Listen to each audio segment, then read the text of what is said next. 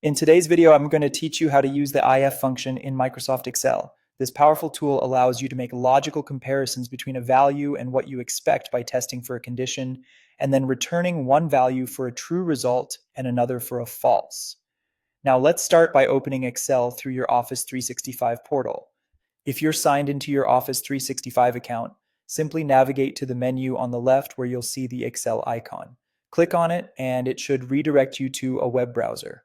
Find the workbook that you want to work on. For the sake of this example, I'll assume you're fresh and ready to tackle some data. Once you've opened your workbook in Excel, we'll focus on using the if function to determine whether a student has passed a test or not.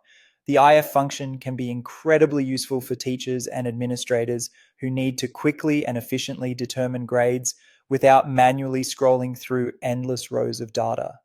Imagine needing a quick check on student scores and automating the process rather than doing it by hand. To begin, identify the cell you want to use first to insert the function. We'll be assuming that a student needs to score at least 85 to pass the test. Therefore, begin by typing an equal sign directly into whichever cell you have decided to place the function. This signals Excel that a formula is about to follow. As you start typing the letters if, Excel's intuitive drop-down box will appear, presenting you with the if function along with several other options you might find useful at different times. Once if appears, click on it. Next, select the cell you want to evaluate. For our demonstration, let's assume the student's score is in cell H2. By clicking on cell H2, you will see that the selection becomes part of your formula. After choosing the cell, type in the logical comparison part of your function.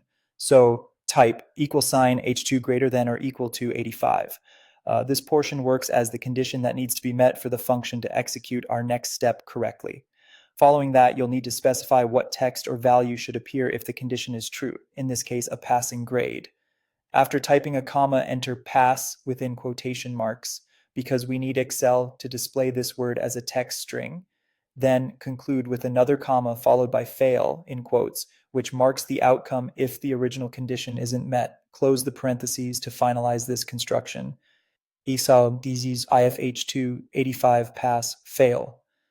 Once you've entered your formula perfectly, hit the enter key. You should now see the precise output based on the score entered, either a pass or fail. This function simplifies the task of grading, making it faster and error-free. You now have a systematic method to evaluate students' grades automatically. Thank you for joining me in this walkthrough on how to use the if function in Microsoft Excel. I hope you found this tutorial helpful, and I look forward to seeing you in the next video.